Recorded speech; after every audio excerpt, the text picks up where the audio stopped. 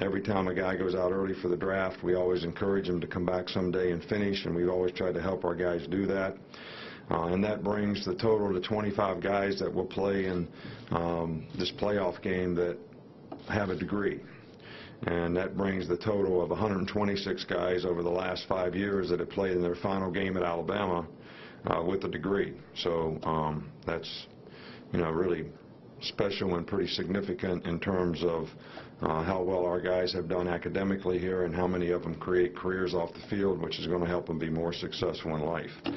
I'd also like to congratulate Minka for winning the Thorpe and the Bednarik for Thorpe for defensive back of the year, and Bednarik for national defensive MVP. Also Rashawn Evans and Minka for making first team All-American. Bradley Bozeman, Jonah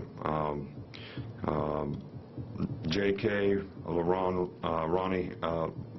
Ronnie Harrison, all those guys made second team All-American, and all the other guys that won postseason honors, whether it was all SEC, all freshmen, or whatever. We have 2 guys that actually qualify as soon as breaks start to be able to practice with the team at this point. They were both here today, but break doesn't officially start tomorrow, so they can start practicing tomorrow. That's Savion Smith and Jerez Parks. They cannot participate in the game, but they can practice with the team. We actually will make a release right after this, so I will tell you that we hired Pete Golding as an assistant coach. Technically, we're hiring him as a 10th coach, which we can do, but he can't be activated as a coach on the field until January the 9th. We'll address the other staff issues when we get finished playing. So we're not going to, I don't have time right now to do a search, get ready for this game, recruit, have an early signing date, and try to, hire coaches too. There's just not enough time in the day. So when we get more information about staff issues, we'll certainly pass them along to you. But right now, we don't have any more information relative to that. We'll start with Chris Walsh. Just early impressions on Clemson. How different is the offense with a different quarterback this year? Well, I think they have a lot of the same concepts. They obviously have a very good offensive team. They're very productive. I think the quarterback now is probably even a better runner, if that's possible, than the guy we played against the last 2 years, who was probably the best player in college football, in my opinion. So they run a lot of the same concepts. They do a lot of the things. They do a lot of things on offense, a lot of motions, a lot of adjustments. It's a real challenging preparation, and they have very, very good players who do a great job of executing what they do. So this is just as good an offensive team as what we played against in the past. Probably, they've got a lot of guys back, and those guys know what they're doing, and they do a really good job of playing well together and executing together. Back over here with Charlie. After the Auburn game, you said that the passing game did a good enough job. What do you want to see out of them, and specifically Jalen, in these next couple weeks of practice? Well, I think, we've had the same goal with the passing game as always. We want to have great balance in our offense. We have really good skill guys. We want to make explosive plays with those guys, and we have to be able to execute all phases of the passing game better. Whether it's the quarterback's presence in the pocket in terms of reading, getting to the second read at times, executing the plays as they're designed, and same thing with pass protection, same thing with pass routes. So just the overall efficiency is everyone's responsibility, and I think that's something that we need to improve on. We need to make it a little easier in some ways so that we can get better execution, and we just got too many guys that can make plays that we need to be able to utilize their talents better, and that's something that we're going to work really hard on in this camp here. And back to Cecil. Coach, there's been, even before the Auburn game, a lot of talk about the injured guys who were coming back. How did those guys look today? Do they work in guys who were first team? Are they first team, or does that make any difference?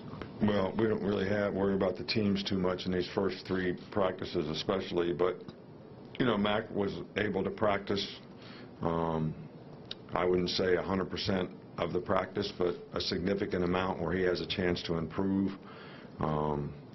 Both, Christian and Terrell, both are really able to practice, full go. Minka is better. Hopefully we can keep him going and not have a setback, which is our goal. Ross Piercebacher is back. JC is back. The only guy that really didn't practice today, Those two that are out for the season, Hootie and yeah, Hootie's out for the season. I think you all know that. And Sean Dion Hamilton. So I think that's it. come back up here with Michael.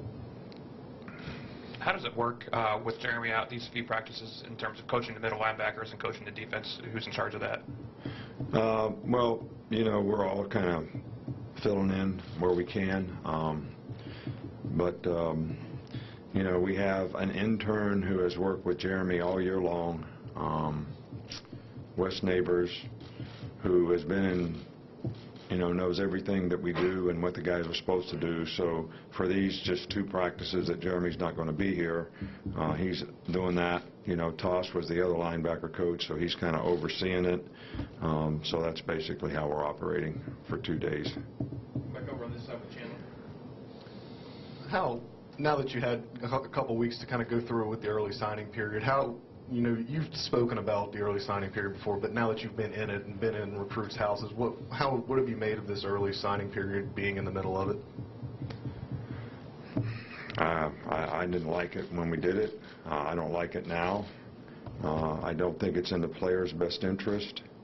I don't see how it benefits anybody. It's really stressful for everyone. We're all trying to get ready for bowl games and playoff games, and we got a signing date right in the middle when we're going to be practicing for a playoff game. It was very stressful for a lot of coaches to get out and try to see as many guys as they could in December, accelerated everything. You don't have very much time to do that. If you're playing in your championship game, you have even less time to do it. But I think 2 things happen. I see more players getting pressured by some schools to sign early so that they don't get an opportunity from maybe a bigger school later, which I don't think is in the player's best interest, because a guy may have an opportunity to go to maybe a place that he's always wanted to go to, or maybe an SEC school, when he's getting pressured by somebody else to sign early. Then other guys are trying to make a decision about signing early or not signing early, and they've got all these new coaches and new coaching staffs, sort of bum rushing them to get them not to do that so that they get a chance to recruit them. Then you got guys that are waiting till February who we don't have very much control over who signs early and who doesn't. So how do you manage that number of guys that you might get?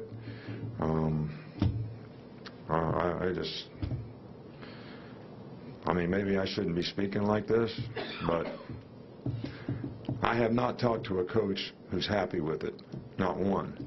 Now, maybe they wouldn't say what I just said. Maybe they wouldn't say that, and they'll probably disagree with it just because I said it. But we're dealing with it. It is what it is. And we're managing it the best we can, and we're working with every player and trying to let them decide when they want to make their decision, and not really pressing them to make a decision, so that when they commit to us, they commit to all the things that we do here to help them be successful personally, academically, and athletically. And I think they ought to have the opportunity to evaluate that. We're going to wrap up here with Mark. We've got to get Coach to recruit. Just wondered if you had a chance to self-scout, particularly on third downs, on some of the struggles on both sides of the ball on third down. I've been recruiting every day.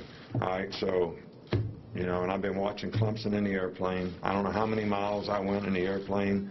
All right, so we are evaluating that. We did do a self-scout on that, and we will try to address it. But, there's only so much we can do, and we've been really focused on recruiting for the last 3 weeks. Now we're going to go back and focus on football, and hopefully we'll do a better job in that area. Thanks, Coach.